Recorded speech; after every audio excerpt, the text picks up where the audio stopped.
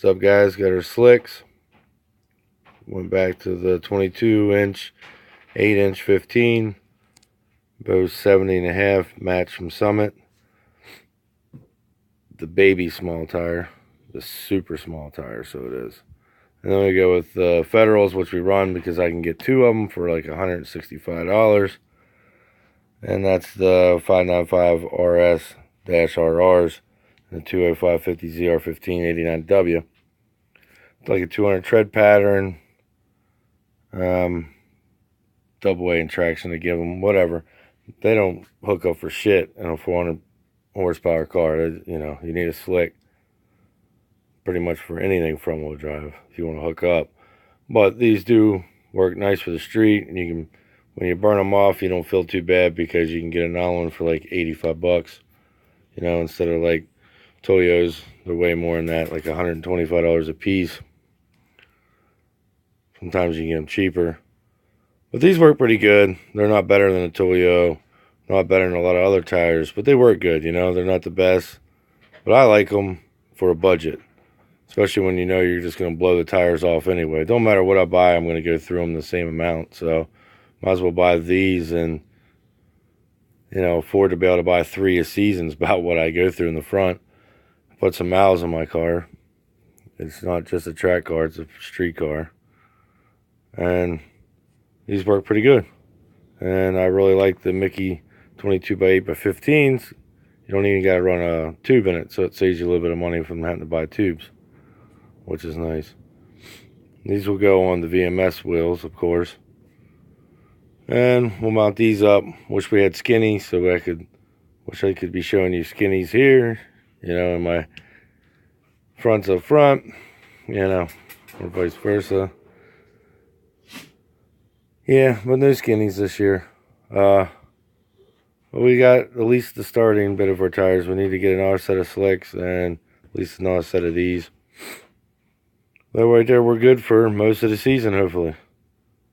Show you guys this Megasquirt. I've had this for 2 years now. I should have had my button gear last year when I had the money and put this in the car. I really should have. Especially when my Megasquirt was fucked up. We should have put this in the car. But this right here is a Megasquirt 3X. Still in the plastic. I'm not taking it out. The Megasquirt 3X. It's the best you can buy. 4-bar map sensor in this. This actually you can run with an Ethernet cable. Unlike most of your Megasquirt. You can't. MS3 you can. It's usually the same thing as like your printer, DB9, I believe it's what it's called. You gotta have 2 harnesses with this. This is your regular MS harness, which is the same as MS1, MS2, and MS3 harness situation here. Then you have the 3X, which allows you to do like all kinds of shit. Sequential timing, sequential fueling. The list goes on and on and on and on with this thing. Okay, we can do everything we need with this. Launch control. Right here we got boost solenoid. We can do boost by gear. Traction control is in this as well. It's done on like a timing system, I believe, the traction control. Don't hold me right on this. But this is everything to take a Megasquirt 3X and put it in the Tibby. I need to do it. If I did this, the car would make safer power because, for one, it has boost cut, all that kind of shit in it. All the safety features are in this. Mine has none of that. This has everything that you could possibly ask for. This is basically like owning a Haltech, but Megasquirt. Or an AEM Infinity, or an AEM V2. Just as good, in my opinion. A little cheaper. This is like $1,000 versus they're like 15 to 2,000 bucks. Hopefully we can have this in the car next year, guys. I gotta try to start doing it this year. I'm gonna try to do it this year. What we need to do is get K20 coils and make a cop pack so we can do coil on plug. So then we have a little bit better timing, which this MX3X wiring we can do. And sequential, that'd be sequential timing. Then we'll do sequential fueling instead of batch firing like we are right now. It just does everything. I mean, if you guys want to look into it. But I highly recommend the MS2 or MS3 or MS3X. If you want everything, get the 3X like I got. This will do everything you need and more. Nitrous control, fans controls. It does a ton of shit, guys. There's more. You'd have to look it up. There's lists. This is, from here to here long, you know what I mean? And fine print. So, it's a lot of stuff.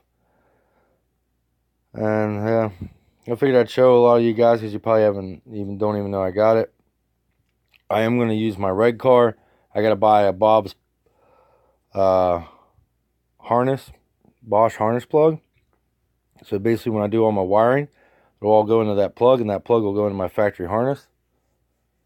And what I'll do is, I got the RD or the silver car as well, but I got the RD. I'll have it out there sitting all year. So what I'll do is I'll try to wire it all up, make sure everything's going correctly. And a buddy of mine should be able to give me a bass tune for the MS3X. He has it on his, I think it's an 08 or I think it's an 08, maybe it's a 10 accent that he beta 1 swapped. And he's using the same thing as me. Me and him bought our stuff at the same time. His is in his car working and running. Mine's not. But we will get it up there. I wish I had the money this year. I should have done it last year. But after I get this done, it's going to cost me at least $600 in tuning to get it done. Some will say, well, can't you tune it yourself? Yeah, I could tune it myself. But John makes way more power than I do. And I already have a pretty damn good tune on my MS1. Not even a pretty good, damn good tune on that. Just got to get the launch control fixed. Once we get that fixed, then we'll put this in there, and then we'll put the MS1 either in the auto tib, probably in the auto tib, and we'll try to make some power in that. See what we can do with the auto. But yeah, thanks for watching, guys. Like and subscribe.